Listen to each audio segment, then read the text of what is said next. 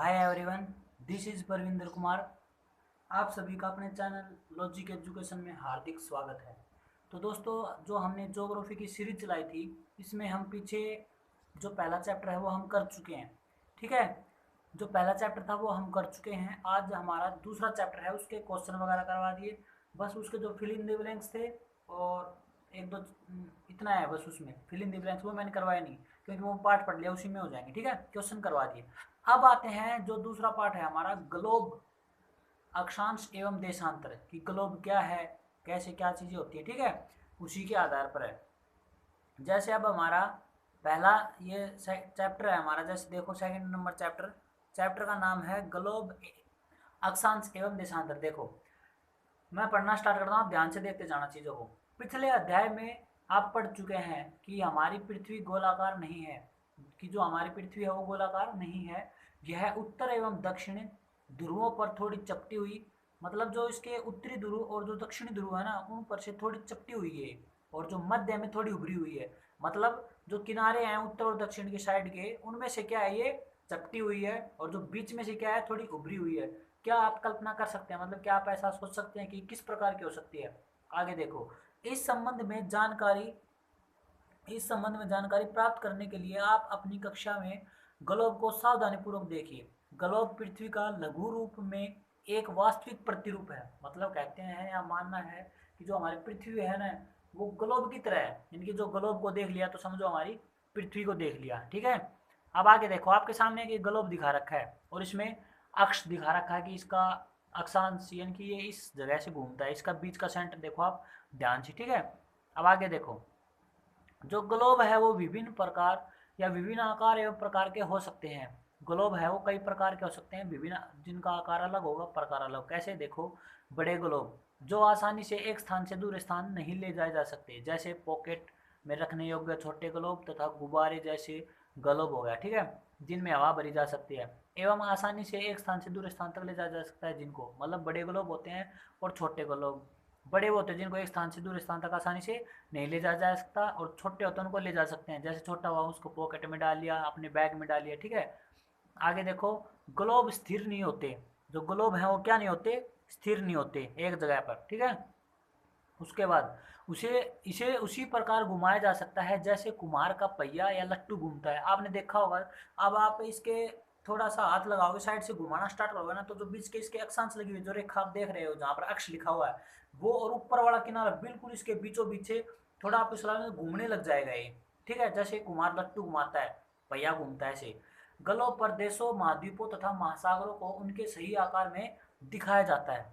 ठीक है, ग्लोब पर देशों, महाद्वीपों तथा महासागरों को उनके सही आकार में दिखाया जाता है ग्लोब के अंदर। उसके बाद देखो आगे क्या आता है। अब आगे देखो, पृथ्वी के समान किसी गोले पर किसी बिंदु की स्थिति का वर्णन करना कठिन है। मतलब पृथ्वी के ऊपर कठिन है क्या बताना, कि किसी भी गोले पर किसी बिंदु की क्या स्थिति है। अब प्रश्न ये उठता है कि इस पर किसी स्थान की स्थिति कैसे बताई जा सकती है? किस प्रकार पता चलेगा कि ये कौन सा स्थान है, ये कौन सा स्थान है? ठीक है, हम कैसे बता सकते हैं? उसके लिए आगे देखो, आप साइड में देख रहे हैं आप, एक बार इसमें ये जो लिखा है ना, आओ कुछ करके देखें। आप इन चीज़ों को छोड़ा मत करो, ये बहुत इंपॉर्टेंट चीज़ें होती हैं, ये दिमाग को डेवलप करने की चीज़ें होती हैं। ठीक है, इन पे गौर किया करो। जैसे हम देखते हैं, क्या लिखा है इसमें, आओ कुछ करके सीखें।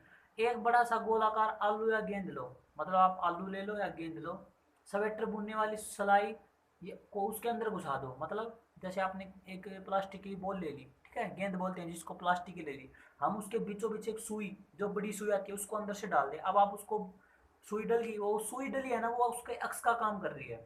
ठीक है, किसका काम कर रही है? वो अक्ष का। अब जो आपने आलू लिया है, फिर जो गेंद ली है, उस गेंद को घुमाओ, बिल्कुल सेम टू सेम ऐसे ही काम कर रहा है जैसे ग्लोब काम करता है। आपको कैसे घुमाना है उसको, बाएं से दाएं घुमा सकते हैं। ठीक है, अब आगे देखो, लास्ट पैरे में आप देखेंगे कि एक सुई ग्लोब में झुकी हुई अवस्था में स्थित होती है। मतलब जो एक सुई है ना, वो झुकी हुई होती है ग्लोब में, उससे क्या कहा जाता है? उसे अक्ष कहा जाता है। जैसे आपने ऊपर फिगर में देखा, मैं आपको एक बार फिर दिखा देता हूँ।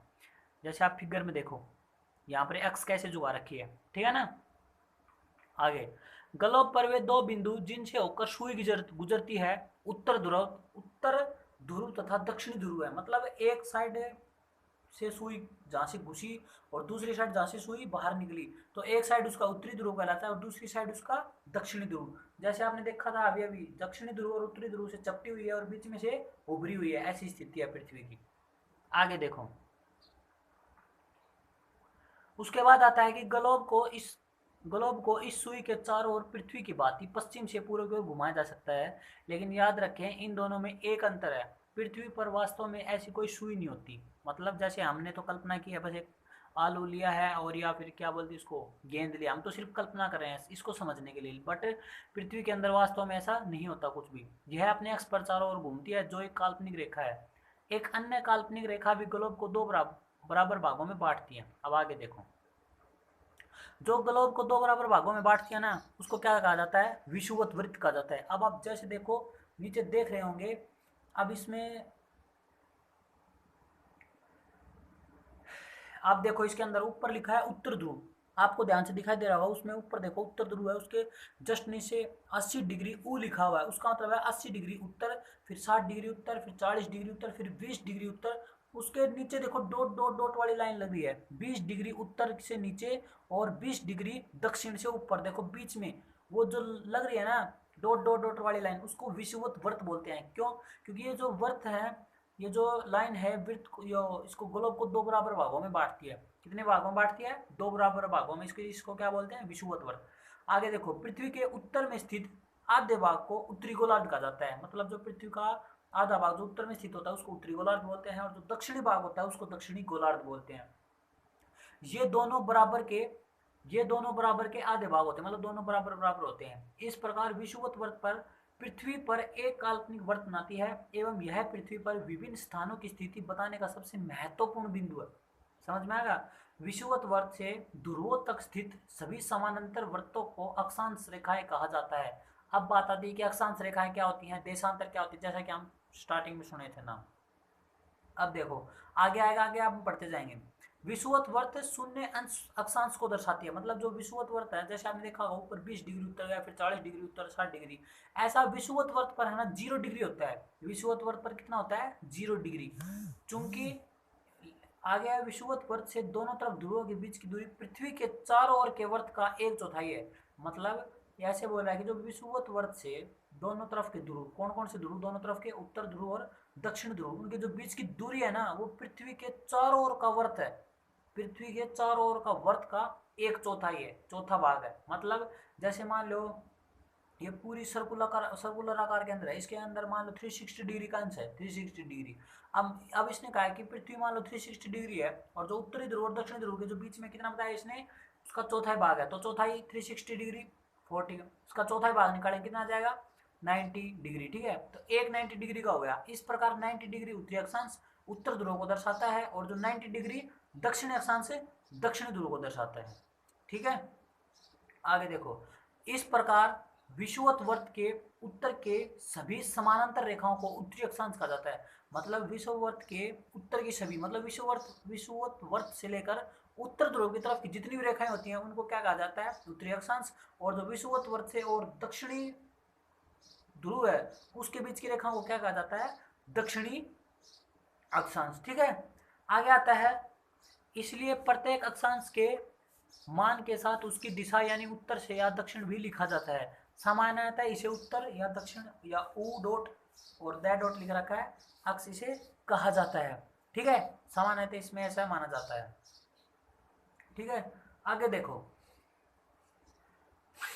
आगे इसमें देखो साइड में लिखा हुआ है, क्या आप जानते हैं अपने स्थान से ध्रुव तारे का कोण मापकर आप अपने स्थान का अक्षांश जान सकते हैं। देखो अब इसने एक बात बताई है क्या, कि जो आपने अगर अपने स्थान का अक्षांश जानना है ना, तो आप क्या करो कि अपने स्थान से ध्रुव तारे का कोण मापकर अपने स्थान का अक्षांश जान सकते हैं।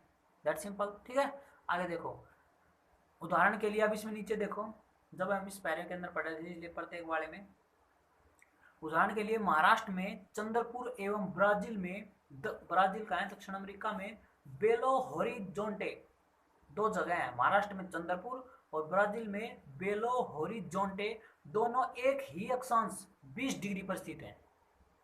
20 डिग्री पर दो कौन कौन सी जगह स्थित है? ब्राजील के अंदर बेलो होरिजोंटो और महाराष्ट्र के अंदर चंद्रपुर, यानी कि अपने भारत में। लेकिन चंद्रपुर विषुवत वर्त के 20 डिग्री उत्तर में और बेलो हॉरिजॉन्टो विषुवत वृत्त के 20 डिग्री दक्षिण में स्थित है। अब आप सोचेंगे कि ऐसा क्यों है, जरा ध्यान लगाओ कि ऐसा क्यों है। ठीक है, कि जो 20 डिग्री उत्तर में है वो, और ये दक्षिण वाला बेलो हॉरिजॉन्टो दक्षिण में है, क्यों है ऐसा। देखो अब इसमें लिखा है, इसलिए हम कहते हैं कि चंद्रपुर 20 डिग्री उत्तर अक्षांश पर तथा बेलो हॉरिजॉन्टो 20 डिग्री दक्षिणी अक्षांश पर स्थित है। चित्र अब इसमें साइड में चित्र दिखा रहेगा, उसमें चित्र में देखते हैं हम क्या लिखा है। ठीक है, देखो इसमें लिखा है चित्र 2.2 से स्पष्ट है, जैसे जैसे हम विषुवत वृत्त से दूर जाते हैं तो अक्षांशों का आकार घटता जाता है। ये बात आपको याद रखनी है। कौन सी, जैसे जैसे हम विषुवत वृत्त से दूर जाएंगे तो अक्षांश का आकार घट जाएगा। जैसे चित्र 2.2, अब ये देखो 2.2 चित्र में, जैसे जैसे विषुवत वृत्त से दूर जाएंगे तो अक्षांश का जो आकार है वो घट जाएगा। कैसे, आप देखो जैसे आप विषुवत वृत्त के पास में थे 20 डिग्री वाले, देखो कितनी बड़ी रेखा है चारों तरफ, उसके बाद ऊपर गए 40 डिग्री, उसका देखो आकार घट गया। लास्ट में ऊपर ही ऊपर देखो 80 डिग्री से ऊपर देखो अब कितना छोटा सा गोला बन गया ना। समझ में आ गई बात। जैसे जैसे एक बात याद रखो, जैसे विषुवत वृत्त से दूर जाएंगे तो अक्षांश का मान घट जाएगा। ठीक है, अब देखो आगे आता है महत्वपूर्ण अक्षांश रेखाएं। विषुवत वृत्त यानी कि 0 डिग्री पर होती है, उत्तरी ध्रुव 90 डिग्री पर और दक्षिणी ध्रुव भी 90 डिग्री पर। क्या तेरी 4 महत्वपूर्ण अक्षांश रेखाएं और भी होती हैं, ये कौन कौन सी हैं अब आगे देखते हैं। उससे पहले एक बार, हाँ देखो, पहली होती है उत्तरी गोलार्ध में कर्क रेखा, दूसरी होती है दक्षिणी गोलार्ध में मकर रेखा, और तीसरी होती है विषुवत वृत्त के ये 66.5 डिग्री उत्तर में उत्तर ध्रुववर्त और विषुवत रेखा के 66.5 डिग्री दक्षिण में दक्षिणी ध्रुववर्त। अब देखो हम एक बार देखते हैं इसको, पीछे मानचित्र ये चित्र में देखो, अब इस चित्र को ध्यान से देखो। ठीक है, इसमें क्या लिखा है देखो, ऊपर ऊपर लिखा है उत्तरी ध्रुव, नीचे लिखा है दक्षिणी ध्रुव। क्या है, ऊपर उत्तरी ध्रुव, नीचे है दक्षिणी ध्रुव। अब इसमें आज हम सिर्फ इतना ही पढ़ेंगे, थोड़ा सा और बता देता हूँ, बाकी हम कल करें। ठीक है, ज़्यादा एक दिन में टॉपिक खत्म, फिर ये समझ में नहीं आएगा, फिर ज़्यादा वीडियो बड़ी हो जाएगी तो देखते मन नहीं करता देखने का आपको। ठीक है, आगे देखो उत्तर ध्रुव है, नीचे दक्षिणी ध्रुव। अब देखो तो ऊपर से देखो आप एक बार, उत्तरी ध्रुव से जो नीचे आता है उसको बोलते हैं उत्तरी शीत कटिबंध। क्या बोलते हैं, उत्तरी शीत कटिबंध। रुको पहले मैं आपको एक बार कटिबंध की डेफिनेशन समझा देता हूँ, फिर करेंगे बात इसके बारे में। ओ हाँ चलो, ये बस इतना ही हो जाएगा। ठीक है, देखो अब पृथ्वी के ताप कटिबंध, पृथ्वी के कटिबंध कितने हैं उसके बारे में देखो। कर्क रेखा और मकर रेखा के बीच के सभी अक्षांशों पर सूर्य वर्ष में एक बार दोपहर में सिर के ठीक ऊपर होता है। मतलब कर्क रेखा और मकर रेखा के बीच का जितना भी अक्षांश होते हैं ना, वो सूर्य सूर्य पर अक्षांशों पर सूर्य वर्ष में एक बार सिर के ऊपर होता है। ठीक, देखो अब देखो दोपहर में, आप देखो कर्क रेखा कहाँ है, कर्क रेखा देखो साइड 23 डिग्री है, और मकर रेखा कहाँ है, नीचे साइड 23 डिग्री दक्षिण की तरफ देखो, और ऊपर उत्तर की तरफ, इनके बीच की बात कर रहा है। ठीक है ना, आगे देखो, इसलिए इस क्षेत्र में सबसे अधिक ऊष्मा प्राप्त होती है तथा इसे उष्ण कटिबंध कहा जाता है। अब देखो क्वेश्चन आता है कि उष्ण कटिबंध, इस क्षेत्र को उष्ण कटिबंध क्यों कहते हैं, क्योंकि कर्क रेखा और जो मकर रेखा का जो बीच का भाग है ना, उसके बीच के भाग में ज्यादा उष्मा होती है। ठीक है, इसलिए उसको उष्ण कटिबंध कहा जाता है। अब सेकंड देखो आगे, कर्क रेखा तथा मकर रेखा के बाद किसी भी अक्षांश पर दोपहर का सूर्य कभी भी सिर के ऊपर नहीं होता। ध्रुव की तरफ सूर्य की किरणें तिरछी होती हैं, ध्रुव की तरफ। ठीक है, इस प्रकार उत्तरी गोलार्ध में कर्क रेखा और उत्तर ध्रुववर्त तथा दक्षिणी गोलार्ध में मकर रेखा और दक्षिणी ध्रुववर्त के बीच वाले क्षेत्र का तापमान मध्यम रहता है, इसलिए इसे शीतोष्ण कटिबंध कहते हैं। अब देखो शीतोष्ण कटिबंध कहाँ है, देखो अब मकर रेखा और दक्षिणी ध्रुववर्त के बीच का जो जगह दिखाई दे रही है ना आपको, उसमें दक्षिणी शीतोष्ण कटिबंध है। ऊपर उत्तर में देखो, उत्तर में भी उत्तरी ध्रुववर्त और कर्क रेखा के बीच में उत्तरी शीतोष्ण कटिबंध है। ठीक है, क्या दिखाई दे रहा है अब, ये उत्तर शीतोष्ण कटिबंध। ऐसा इसलिए होता है क्योंकि इनके ध्रुवों के बीच का जो तापमान होता है ना, वो मध्यम रहता है। जहां पर तापमान ज्यादा रहता है वो कौन सा होता है, उष्ण कटिबंध। उष्ण कटिबंध कहाँ होता है, कर्क रेखा और मकर रेखा बीच में। ठीक है, और ये जस्ट नीचे आता है। उसके बाद उत्तरी गोलार्ध में उत्तर ध्रुववर्त तथा उत्तरी ध्रुव तथा दक्षिणी गोलार्ध में दक्षिणी ध्रुववर्त एवं दक्षिणी ध्रुव के बीच के क्षेत्र में ठंड बहुत होती है। शीतनामा रहना, आप शीतनाम याद रखना, जहां पर शीतनाम आएगा समझ लेना वहां पर ठंड ज्यादा होती है। मतलब क्योंकि यहाँ सूर्य क्षितिज से ज्यादा ऊपर नहीं आ पाता। उत्तरी गोलार्ध में उत्तर ध्रुववर्त, देखो मैं आपको दिखाता रहूंगा साथ साथ, ऐसे समझ में आ जाएगा। देखो इसमें देखो उत्तरी ध्रुववर्त कहाँ है, वो ऊपर देखो उत्तर ध्रुववर्त है, उत्तर ध्रुववर्त और उत्तर ध्रुव, नीचे है दक्षिणी ध्रुववर्त और दक्षिणी ध्रुव। इन दोनों के बीच में देखो शीत कटिबंध है आपस में। ऐसा क्यों होता है, क्योंकि यहाँ तक जो आता है ना सूर्य का प्रकाश बिल्कुल नहीं पहुंच पाता। ठीक है, क्योंकि यहाँ सूर्य क्षितिज से ज़्यादा ऊपर नहीं जा पाता, इसे शीत कटिबंध कहते हैं, क्योंकि यहाँ पर ठंड ज़्यादा होती है। ठीक है ना। ये आगे क्या है देशांतर, इसके बारे में हम कल स्टडी करेंगे। ठीक है, इसके बारे में कल स्टडी करेंगे। एक बार आप साइड में देख लेना ये क्या लिखा है। इसमें लिखा है कि एक सीधी सतह लो, आप उस पर टॉर्च का प्रकाश तेज तथा कम क्षेत्र पर फैलता है। कैसे, जैसे हम टॉर्च को थोड़ा नज़दीक लेके जाएंगे उसके, आपने देखा होगा टॉर्च, देखो आप उसके सामने क्या करें, टॉर्च का प्रकाश तेज होता है फिर कम क्षेत्र पर फैलता है। उसके बाद चित्र 2.4b में देखो, तिरछी सतह पर करते हैं तो टॉर्च का प्रकाश कम तेज परंतु अधिक क्षेत्र में फैलता है। समझ में आएगा, जब उसको तिरछी करते हैं तो प्रकाश अधिक क्षेत्र में फैलता है। ठीक है ना दोस्तों, तो आज के लिए इतना ही, बाकी जो आगे रह गया उसको हम नेक्स्ट वीडियो में बनाएंगे, तो उसमें समझाएंगे आपको। ठीक है, तब तक के लिए जय हिंद, जय भारत।